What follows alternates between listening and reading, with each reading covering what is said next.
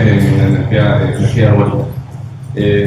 Soy ingeniero en energía, posteriormente hice la maestría en ciencias en energía eólica, como les comentaba, y actualmente estoy por concluir el doctorado en ingeniería eléctrica. Y prácticamente, bueno, empecé como maestro, como profesor en una clase curricular, en la administración del agua, el trimestre pasado. También soy nuevo en la cuestión del sistema del agua, ¿no? Cómo se maneja, la cuestión administrativa, ¿no?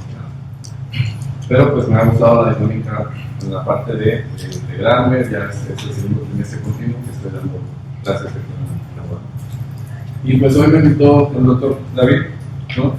Para darles esta charla, sobre todo es irlos empapando de temas, ¿no? Sobre la cuestión del sector de energías, específicamente en su área de ingeniería eléctrica.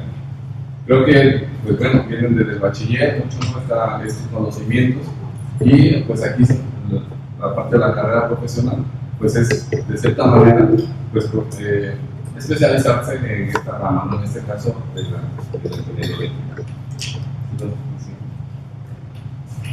Y como tal, pues, ¿qué es la energía, no? Yo creo que lo han visto en sus temas de física, ¿no? En introducción. Ahí subrayado aquí en esta parte dice: la energía ha constituido una pieza clave para el desarrollo de la humanidad y siempre ha estado presente, ¿no? En diferentes manifestaciones. Entonces la energía, menciona aquí, es la capacidad de los cuerpos para realizar un trabajo. Esta se mide en unidades de luz, como todo, unidades físicas, tiene pues una unidad de medida y produce cambio en ellos mismos o en otros cuerpos. Entonces, hay diferentes formas o manifestaciones de la energía, ¿no? Esta puede provocar unas acciones o cambios o se puede transformar, ¿no? Principalmente. Y una de las transformaciones principales que ustedes van a estudiar es energía eléctrica, ¿no? Entonces, tenemos aquí energía mecánica, energía eléctrica, térmica, luminosa, química, nuclear, en diferentes formas o en diferentes manifestaciones. Ustedes serán gestores, ¿no? En esta parte de la energía eléctrica. Obviamente, para aprovechar la cuestión de la energía eléctrica, es una fuente secundaria, podemos decir, que a través de una fuente primaria, principalmente ya sea de recursos renovables o fósiles, y por medio de energía mecánica podemos transformar generalmente la energía eléctrica. ¿Y esta energía eléctrica en qué más se transforma? Por ejemplo, por aquí, ¿no? ¿Cómo? Efecto. ¿En qué otras manifestaciones, después de tener la energía eléctrica, se puede transformar? Puede ser como un recurso renovable para nuestra necesidad.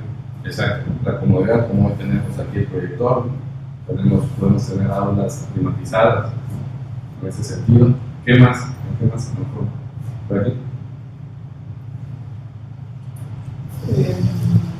Luminarias, maquinarias. Bien, entonces, diferentes manifestaciones, ¿no? Diferentes transformaciones. Parte térmica, podemos calefacciones o refrigeración, como nos decía aquí, motores. En general, creo que el doctor Irving les comentó las diferentes máquinas, ¿no? Y pues al final igual se vuelve a transformar esa energía eléctrica a diferentes manifestaciones y movemos, como dice aquí, ¿no? La energía que mueve el mundo. ¿Es así? ¿Y por qué el gusto de la ingeniería eléctrica? Yo creo que es pregunta común. Yo creo que los profesores, cuando entramos a una aula, principalmente ahorita que están ustedes iniciando, es una pregunta clave, ¿no? Por aquí. Pues me gusta en general los sistemas. Realmente me gusta más la computación, pero también me ¿Alguien más? ¿Alguna preferencia por ahí? De Rosa. Pues creo que como desde la secundaria llevé un taller, pero simplemente que era taller de electricidad, pero creo que sí me gustó mucho, pero el problema fue como que el maestro no lo sabía cómo explicar y hacernos, ¿no? Varios proyectos, así como que no veíamos eso, pero por mi cuenta investigaba y pues sí me llamó la atención lo que es mecánica o eléctrica, pero más lo eléctrico. Sí, pues sí. Entonces sí, creo que todos compartimos un gusto, ¿no?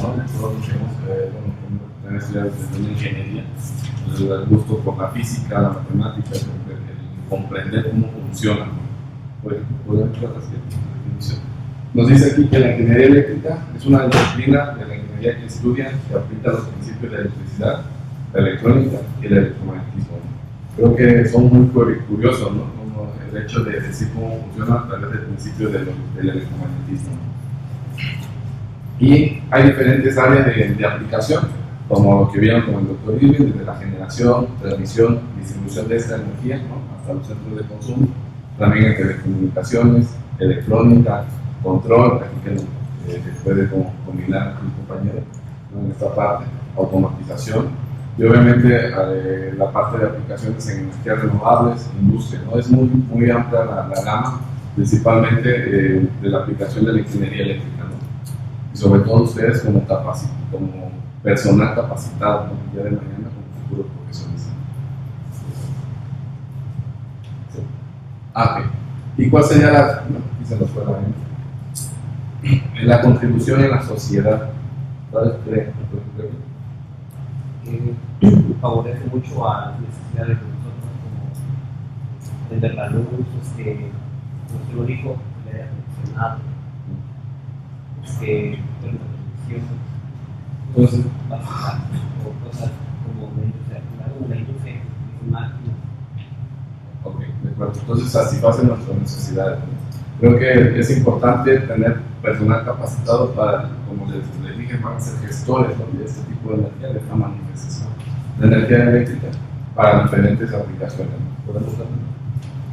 Entonces, sí, principalmente lo que nos decía en la anterior, con respecto a su respuesta, es satisfacer estas necesidades, ¿no? Principalmente pues, para el funcionamiento de hogares, industrias y ciudades. Realmente el inicio, ¿no? De la energía eléctrica fue a través de, por ejemplo, la aplicación de iluminación, ¿no? Entonces por eso quizás quedó el término coloquial de la luz, ¿no? Cuando decimos si hay luz o no hay luz. Pero, como decía el doctor Irving, cuando escuché un poco la plática, era no podemos cambiar, ¿no? En ese sentido coloquial, pero obviamente ustedes dentro de una universidad, al ser profesionistas, pues van a ir manejando ciertas palabras técnicas, ¿no? Que pues dan entendimiento de este tipo de cosas. Entonces, otra de las contribuciones es la solución del problema, ¿no? De la planeación, construcción y operación de mantenimiento de sistemas de generación, distribución y la utilización de la energía eléctrica, ¿no? Y desarrollos también de tecnologías, ¿no? Pueden venir como vehículos eléctricos, redes inteligentes, dispositivos electrónicos, y mejoran la eficiencia energética y la sostenibilidad. Este término a veces quizás lejos de volverse de moda, porque a veces hay términos de que dice uno, ¿no? Que está de moda. Creo que es un compromiso, ¿no? Actual, ¿no? Creo que manejar el término como tal, la sostenibilidad, se define como aquel que satisface, aquel desarrollo que satisface las necesidades presentes, pero sin comprometer a las generaciones futuras. Creo que se han dado cuenta del gran impacto, ¿no? Que tenemos como seres humanos en las actividades también, ¿no? Y pues también hay un compromiso de responsabilidad de ustedes como profesionistas de este sentido, ¿no? De pertenencia de la sostenibilidad.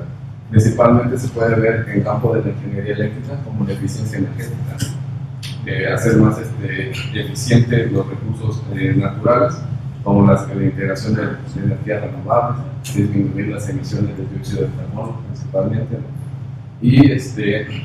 Y la aplicación de dispositivos como automatización, ¿no? Como la biotecnología, ¿cómo se le llama la medicina de tipo biomédica, la parte biomédica. Entonces, esta parte pues, se vuelve, cubre esta parte, ¿no? De ese desarrollo sostenible entre áreas de ambiental, social, político y cultural. Y entra en esta parte de usted poder plantear soluciones o por lo menos mantener sistemas eficientes en la parte de la energía. Y los retos de este sector energético, bueno, esto es un poco amplio, pero principalmente creo que desde la prepa o de la secundaria, ¿no? Los profesores o la orientación de la Secretaría de Educación Pública siempre es ampliar estos temas de impacto ambiental, ¿sí o no? ¿Lo han visto?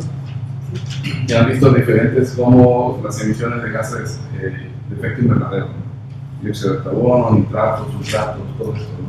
Entonces, uno de los principales gases que afecta a la atmósfera, ¿no? Que se provoca por ello el efecto invernadero, para no ampliar mucho, es el dióxido de carbono. ¿Y ustedes cuáles consideran? Aquí menciona la energía, pero hay varias que están en inglés. ¿Cuáles consideran las principales actividades que provocan la emisión de dióxido de carbono?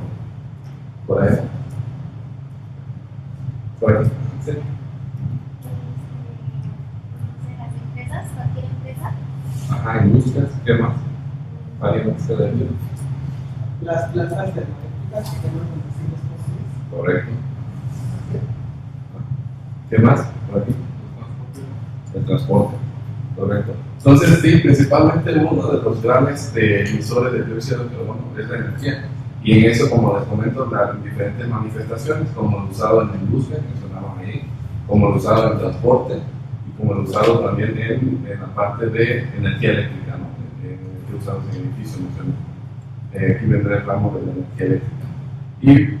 Y en México, por ejemplo, este es nacional y principalmente uno de estos es de los mayores impactos, el sector energético, transporte y la generación de energía eléctrica, como mencionaba aquí el compañero, por plantas térmicas, ¿no? Entonces, en su parte, por ejemplo, México, no nos quedamos fuera de un top 20, estamos en un top 2, pues en 12, 14 de cantidad de emisiones de dióxido de carbono. Obviamente depende de las actividades, ¿no? Del país, del desarrollo de la población, cuántos habitantes, pero por ejemplo podemos ver que los principales, por ejemplo, podemos ver que es China, Estados Unidos, India, de los países que más emiten dióxido de carbono en diferentes zonas. En México, pues, como les comento, pues está pasando un top 20. Entonces, esa es la cuestión del compromiso por la parte de enfatizar o la motivación. Y nosotros, bueno, mencionaba aquí nuestro compañero, en plantas de centrales termoeléctricas, ¿no? Vamos a hablar un poco del tipo de las centrales de generación y el compromiso que tiene México para ampliar centrales con incorporación de centrales renovables. Por ejemplo, esto lo había mencionado el doctor Irving, ¿no? El Sistema Eléctrico Nacional, si lo recuerdan, que se compone desde la unidad de generación, la red de transmisión, pues un transformador o red de distribución a centros de consumo, ya sea industria o usuario final, ¿no? Y esto obviamente a lo largo de la carrera van viendo el principio de funcionamiento, las tecnologías, los problemas que hay dentro de los desafíos tecnológicos, así como las capacidades y tensiones de estas, ¿no? Generalmente. Pero dentro de las centrales de generación hay de diferentes tipos, ¿no? Manifestaciones de la energía, ¿no? Que convertimos a través de fuentes ya sean renovables como hidroeléctricas, eólica, biomasa, solar, fotovoltaica o fósiles, ¿no? Como carboeléctricas y de ciclos combinados que funcionan a través de gas. Okay. Entonces, en la parte mundial, aquí en esta gráfica, ¿cuál creen que es de las fuentes que les mencioné, o lo pueden ver aquí, es la fuente primaria a través de la generación de energía eléctrica que más incorporamos energía a la, ¿a través de qué fuente? ¿Cómo? ¿A través de qué fuente generamos electricidad a nivel mundial, la mayor? Combustibles fósiles, ¿no? Aquí mencionan todo, pues puede gas, por ejemplo, de carbón, gas, ciertos combustibles, y obviamente a lo largo de esto, pues sobre la demanda energética del mundo siempre va creciendo, ¿no? La demanda energética a través de la energía eléctrica siempre va a ser el mayor incremento, y en el mundo, o sea, la mayor incorporación es a través de fuentes fósiles. Obviamente se está haciendo esa transición, pero dependerá de los compromisos individuales, ¿no? De cada país, propios de cada nación. Y por ejemplo, en esto, les menciono que la mayor parte de las centrales de generación por energía eléctrica vienen de plantas de ciclo combinado, ¿no? Que queman el gas, aproximadamente un 60%. Y por ejemplo, podemos ver aquí en fotovoltaica, la matriz energética importa a la red un 5.3%, la hidroeléctrica, por ejemplo, sí es un poco más del 10%, la hidroeléctrica del 6.5%, ¿no? Por eso vamos. En nuestro país particular sí tienen una matriz energética, considero la experiencia, diversa de diferentes fuentes. Somos un país muy diverso que podemos generar a través de agua hidroeléctrica, a través del viento, eólicas, a través del sol, fotovoltaicas. No hay actualmente termosolares, pero a través de la energía geotérmica, ¿no? de los volcanes, por la fuente geotérmica de la Tierra, y obviamente a través de convencionales. Y la mayor, bueno, aquí viene una importación, un porcentaje de generación. Generalmente la CFE anda de una aportación del 40%, el 31% anda en, ¿sí? 31, en privados y otro 28.4% en productores independientes de energía, ¿no? Y esto después van conociendo mujeres propias, son igual privados, pero que le venden energía propia a CFE para satisfacer las necesidades de consumo a nivel nacional. Y aparte están los privados, que también es autoconsumo, o también por ahí hay una venta de energía para empresas o industrias. ¿Sí? Por ejemplo, CFE tiene aproximadamente una capacidad instalada de 43.000 megawatts instalada en diferentes, a través de nuestra república, en diferentes centrales. Y por ejemplo, ahorita actualmente en el 2023 a un corte, estaba revisando un reporte, tiene una capacidad instalada de 44.000 megawatts. Esto a través, generalmente, mayormente en centrales térmicas, como se pueden dividir convencionales o termoeléctricas, y también partes hidroeléctricas. Toda la matriz energética corresponde del 89.000 megawatts. Aproximadamente, si dividen esos 44.000 entre 89.000, estaríamos hablando de 49-50% de participación que tiene solo CFE, lo demás viene siendo de productores independientes de energía o privados. ¿De acuerdo? Y, por ejemplo, la diversificación de acuerdo al tipo de tecnología, la mayor parte viene de centrales de tipos combinados. Vemos aquí las renovables como hidroeléctricas, un 14%, la hidroeléctrica un 7.9%, fotovoltaica ha estado en un aumento del 8.4%. Generalmente la mayor parte de estas pues, son privadas.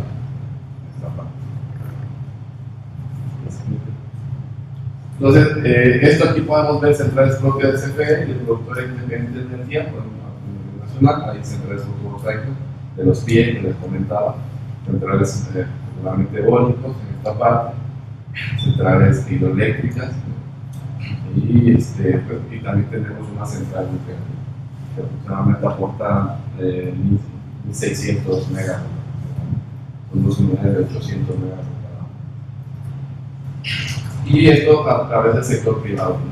Obviamente hay una parte importante también propia de Pemex, ¿no? Para sus complejos petroquímicos, también tiene a partir de centrales de turbogás o convencional. Y la diversificación de CFE de diferentes plantas, parte privada, y de esto que vende propio energía. Y ahí es donde entran las partes eléctricas, ¿no? Generalmente las mayores están instaladas en el mismo de en esta región. Si se dan cuenta, entonces, comentando todo esto, el resumen de estas dos láminas del sector energético, la mayor parte, ¿no? de generación viene a través de plantas de ciclo combinado de gas. Y obviamente eso también que implica, ¿no? Un costo, ¿no? Obviamente las políticas energéticas, la transición se debe dar, pero yo considero actualmente, ¿no? que se ha enfocado en estos complejos. Actualmente podemos ver donde Dos Bocas y todo eso, y hay proyecciones, ¿no? para instalar otras centrales de ciclo combinado. ¿Por qué? Porque la mayor parte de este gas regularmente a veces se necesita comprar, y eso también implica que un costo, ¿no? A diferencia, por ejemplo, de las centrales de energía renovables, que el combustible que es gratis, podemos decir, como el sol, el light, en esta parte.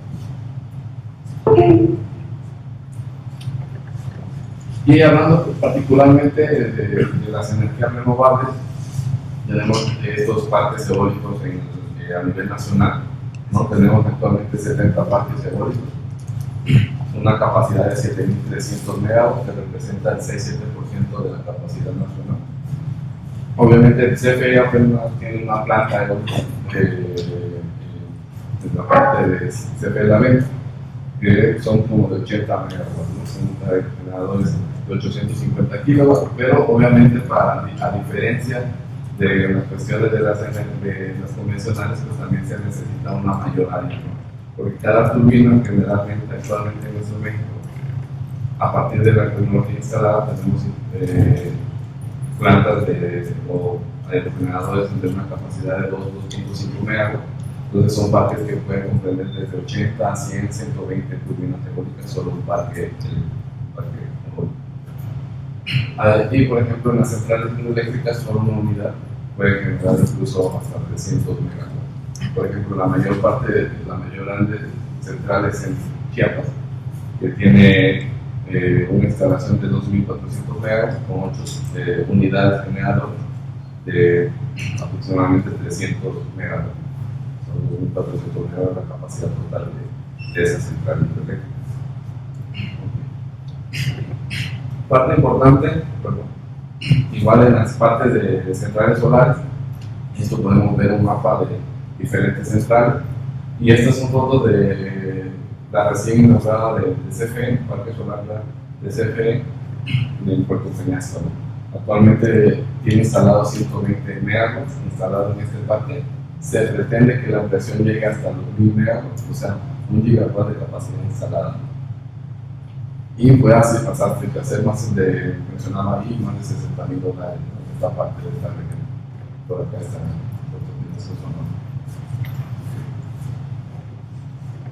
Entonces, los principales desafíos, principalmente, pues dependemos todavía de fuentes de energía fósil como el petróleo y el gas natural, y pues se necesita, ¿no? Principalmente esta transición. Obviamente va a ser paulatina, no se puede, porque también las energías renovables podemos decir que son intermitentes, ¿no? ¿A qué me refiero intermitente? Que también el recurso es variable, ¿no? Dependiendo de la velocidad del viento, si hay viento, dependiendo de la reacción solar, ¿no? Pero México principalmente es uno de los países que en capacidad renovable se sitúa en una buena capacidad tanto en energía solar, radiación solar, como en velocidad de viento. Entonces los desafíos principalmente es la transición hacia energías renovables, principalmente solar, eólica, viene una repotenciación de energías hidroeléctricas y la necesidad de modernizar la infraestructura eléctrica. ¿Por qué creen que hay necesidad de modernizar esta parte de la infraestructura?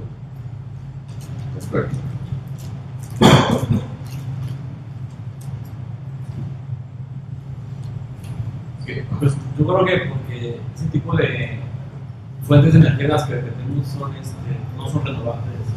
Va a llegar un final y tenemos que buscar alternativas. Sí, parte importante es esto, pero igual van a ir, conforme avanzamos en nuestras materias, van a ir viendo los desafíos tecnológicos, ¿no? Y el por qué no tanto se puede depender solo de una materia renovable, sino también debe de diversificarse, ¿no? Principalmente. Pero parte de la necesidad de modernizar es volver más eficiente la conducción de la energía eléctrica, ¿no? Eficiente que llegue desde la generación hasta los lugares de consumo. Por eso también es importante nosotros también hacer buen uso de la energía, ¿no? Porque también eso que cuesta desde capital, de dinero, y también impacto de emisiones. Si más consumimos energía eléctrica sin usarla eficientemente, más se va a estar. De la necesidad de modernizar es que, si se dan cuenta, la parte de energía eléctrica generalmente tiene 100 años de vida, ¿no? 100, 120 años, principalmente en nuestro país, ¿no? Y muchos de la infraestructura fueron, o de las centrales eléctricas, fueron construidos en los 60, en los 70, en los 80. ¿No? Aproximadamente ya llevan 40 o 50 años de vida, y muchos de estos pues tienen planes de, ya sea de repotenciar las unidades o también modernizar, como dice acá, toda la infraestructura o el cableado hasta el centro de generación, hasta los lugares de trabajo. Bueno, hablando un poco ya de la perspectiva de la carrera de ingeniería eléctrica, voy a hablarles un poco de lo que yo he trabajado, de lo que he participado. He estado más en cuestiones de diseño de máquinas eléctricas. Aquí, pues igual, como les comentaba, hice una maestría en ciencias en eólica, tuvimos la oportunidad de estar en un parque eólico durante un tiempo, desarrollando ciertos proyectos, ¿no? En la parte de operación. Sí. ¿Cómo vamos de tiempo? Y pues aquí hay una unidad, bueno, la maestría donde yo estudié igual se centra en la región del Istmo, donde está la mayor parte de complejos eólicos. Y por ejemplo, acá pues, vemos aquí una multiplicadora, elementos principales de un aerogenerador. ¿Sí? En general, yo me he centrado en diseños de máquinas de generadores. En este caso, en la maestría de generadores eólicos, por ejemplo, aquí estuvimos caracterizando la maestría que tenía la universidad de estos generadores de SkyStream. Entonces, caracterizamos el generador haciéndole pruebas, ¿no? A cierta velocidad, pues en este caso acoplamos energía mecánica, ciertas revoluciones, obtenemos cierta energía eléctrica, ¿no? Entonces, haciéndole ciertas pruebas que con el base de recorrido principal que van a tener, pues van a ir conociendo, ¿no? Qué tipo de pruebas se le hace a las máquinas eléctricas. Aquí hay una característica de las curvas, generalmente de los aerogeneradores. Una relación de acuerdo a la velocidad de viento incidente, va a haber una relación de vueltas en el rotor, ¿no? Esto se le compone como rotor, palas, y obviamente a través de estas revoluciones va a haber una generación, un nivel de voltaje. Yo creo que en esos términos sí conocen un poco, ¿no? O van conociendo en esta parte. Okay. Sí, sí. Bueno, yo trabajé en realizar un diseño de una máquina. Por ejemplo, aquí son software, se llama software de elemento finito, la cual simula el comportamiento de esta máquina eléctrica. Aquí podemos tener imanes permanentes, es una máquina de imanes permanentes, se diseñó para 10 kilovatios. Esto que ven aquí son pequeñas líneas de flujo, el comportamiento de cómo se verían, ¿no? Estos software nos ayudan a hacer este diseño electromagnético y cómo se comportaría. Principalmente en esta parte pues podemos pues iterar un poco qué pasaría si yo amplío el ancho del imán, qué pasa con el voltaje inducido, con la forma de onda, ciertas características eléctricas, ¿no? Entonces aquí hay ciertas rutas a seguir, desde las restricciones, la geometría, teniendo en cuenta la densidad del flujo magnético, el dimensionamiento, por ejemplo, del imán, esta distribución de flujo y los parámetros eléctricos, ¿no? Que nosotros evaluamos. Entonces es un poco aquí de iterar, ¿no? Desde parámetros de entrada, de qué velocidad va a girar, ¿no? A qué velocidad de viento va a convertirse esta generación de energía eléctrica. Entonces esto, más adelante van viendo ustedes parte de máquinas eléctricas. Por ejemplo, otro punto importante, sabemos que el imán genera el campo magnético, ¿no? ¿De acuerdo? Ese campo magnético, si es muy intenso, puede llegar a saturar la máquina de la forma de onda o puede crear puntos calientes, se le llama. Podemos hacer estudios térmicos también en esta parte. Lo siguiente. Entonces se nos dio la oportunidad de... No, creo que ahí.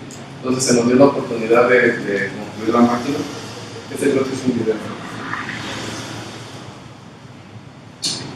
Sí, bueno. Esta es una máquina de corte láser de acero eléctrico, donde nosotros creamos, una vez que creamos la geometría, la cuestión de imanes permanentes montados sobre el rotor, pues creamos todo el ensamble de esta máquina, ¿no? Haciendo también toda la parte del modelado a través de esta herramienta de elemento finito. Entonces caracterizamos esta máquina eléctrica en ciertas proporciones, dimensiones, generalmente. Entonces se puede... ¿Sí?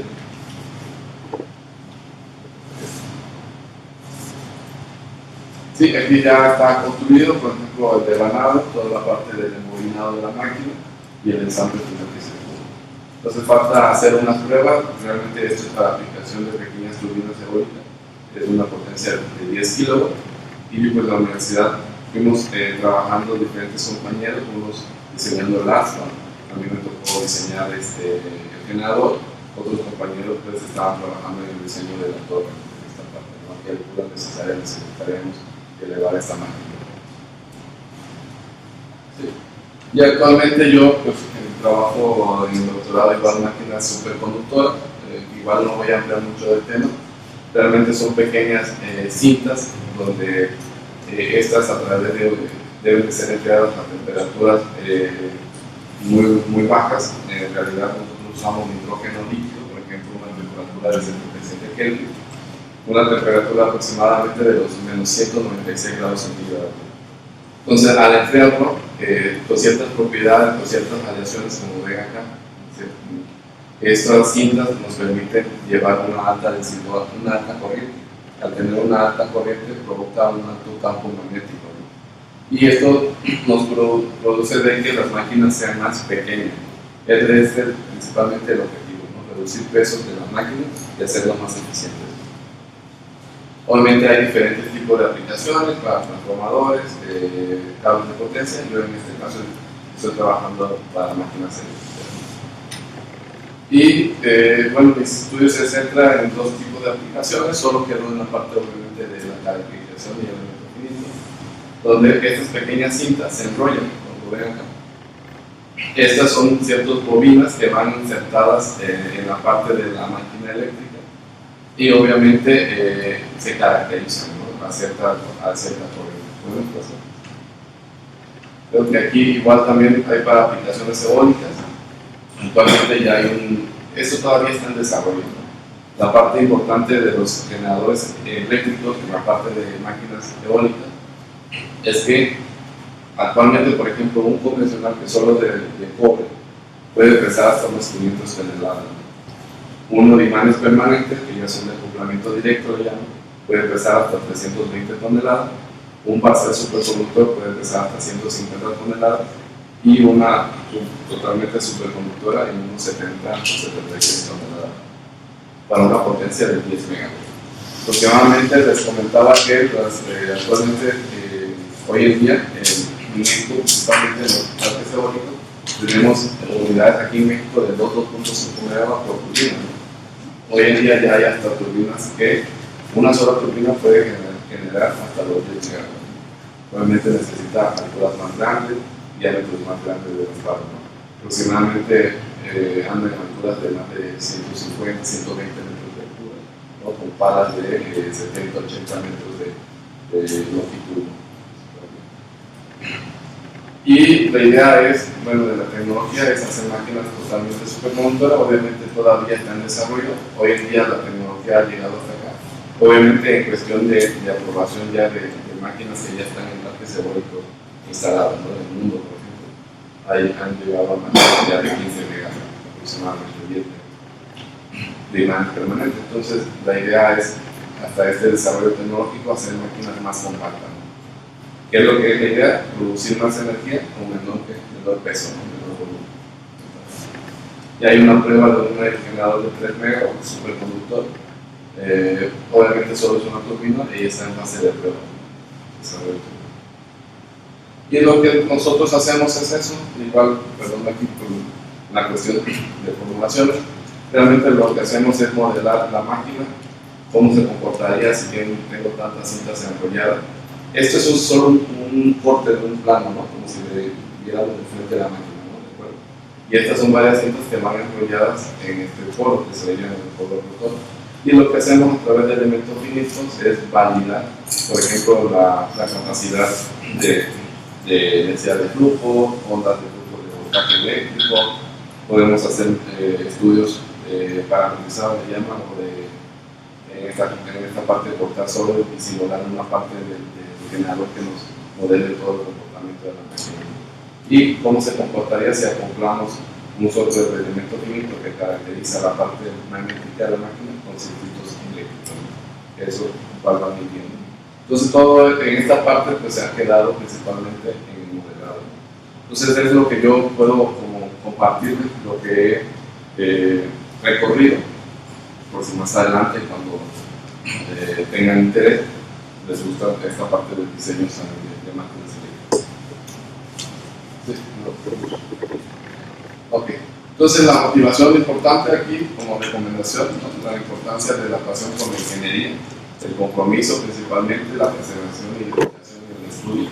Y yo pues les recomendaría que aprovechen las bondades aquí de la mano, sus profesores principalmente, participen, integrense en proyectos, es lo que escuché del doctor David, ¿no? Que se integraran, hicieran equipos de trabajo, ¿no? Conjunto para poder, pues obviamente, pues principalmente salvar en esta parte de sus materias, pero también teniendo el compromiso de ustedes como ingenieros, ¿no? Yo creo que llega un momento que yo ya como profesor no les recomiendo solamente decir voy pasando materias, ¿no? Que van a llegar afuera, van a salir y van a decir luego que siguen, ¿no? Que son preguntas que se van a plantear, ¿no? Entonces desde acá deben de integrarse, de hacer equipos de trabajo y sobre todo pues ir buscando pues gente que les vaya pues, aportando en el nivel profesional, pero también en el conocimiento. Y las conclusiones, pues obviamente, como les decía, la ingeniería eléctrica pues, es fundamental para el desarrollo y la sostenibilidad de la sociedad. Para México vienen tan importantes retos, ¿no? Y oportunidades del sector energético, y es por ello que se requiere gente profesional, ¿no? En este caso que ustedes están preparándose. Y la importancia, ¿no? De la educación y siempre también estar en un continuo aprendizaje, ¿no? En un desarrollo continuo. Sobre todo en contribuir al futuro energético de México. Y por mi parte, sería todo. Y pues la agradezco por la atención. Gracias.